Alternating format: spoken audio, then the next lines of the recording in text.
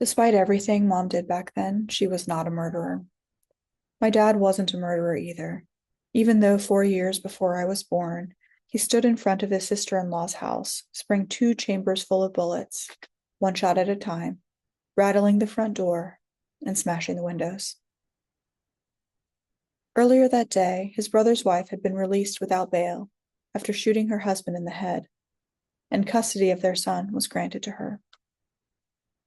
Standing outside of his brother's house, Dad believed he was protecting the frail line of life his brother fought to hold on to in the ICU of the Sacred Heart Hospital. He believed the court had failed his family, and certainly his little nephew, and if he scared his sister-in-law, she wouldn't try to kill his brother again. He didn't believe in the law, given that it had failed his blood sister over and over, never prosecuting the men who beat her, and eventually, a couple months before I was born, stood over her body during a heart attack and didn't call the authorities until after she died. Dad believed he was doing the right thing. He believed the house was empty. He shot 2 chambers full of bullets through the windows and walls and went home to eat dinner with his parents. But the cops knocked on Mama and Papa's door before Dad could finish his cornbread and beans. The charge was attempted murder. The house was not empty when he blasted it, though the girl, a niece by marriage, flattened herself on the floor in the back bedroom when she heard the first shots fired, and she was not harmed at all.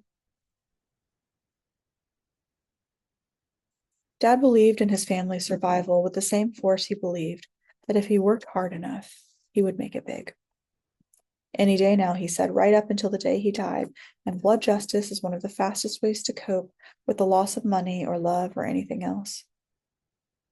If blood justice didn't work, there was always the slamming, the belief that if you slam yourself at the world often and hard, eventually the world will knock you on your ass and cover you with the realized dream of success, money, and peace. My dad grew up less hungry than his parents, and I grew up less hungry than my dad. But still, hunger is something I came to know intimately, every kind of hunger. I was hungry for food and rest and peace before Dad died, when 9/11 tanked the economy, when Dad got sicker and the good folks of Northwest Florida and Southern Alabama cared more about terrorists than house fires or hurricanes. I didn't learn what hunger could mean, not really, until I stood next to Dad's unresponsive body on the night he died when I was 15. That night, I found out for real that if you slam yourself over and over, as hard as you can, day in and day out, keeping your chin up and slamming and working and slamming, this is how it will end for all of us. A destroyed body, an unfinished story, a body that is starved of air, of life, the end. Desperation is the burning heart of why so many of us make bad choices that feel like the only option. Desperation is the funhouse mirror of resilience, and resilience is only possible if you have time for recovery, for food, for rest, for peace.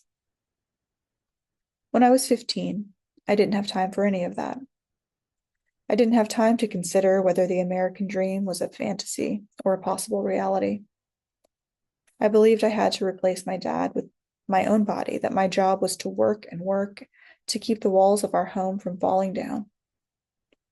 With a house, a home, any home, my shrinking family could stay safe, could stay alive, could stay.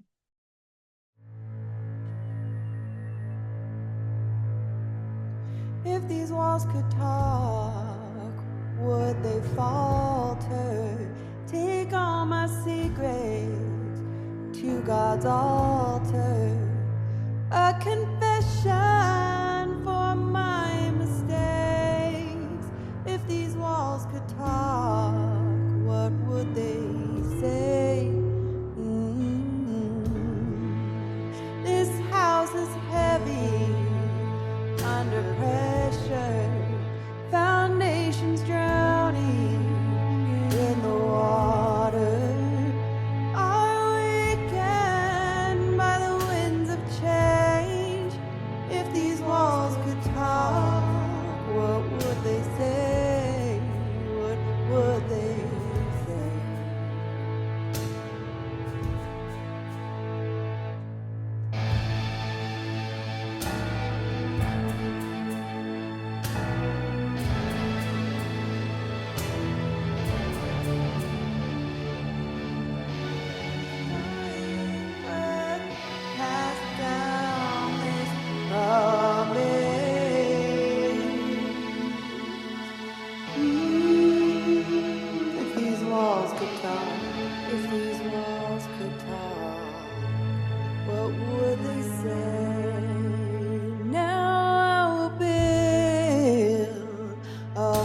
so sturdy to withstand the weakest levy, a condition for a price we've paid.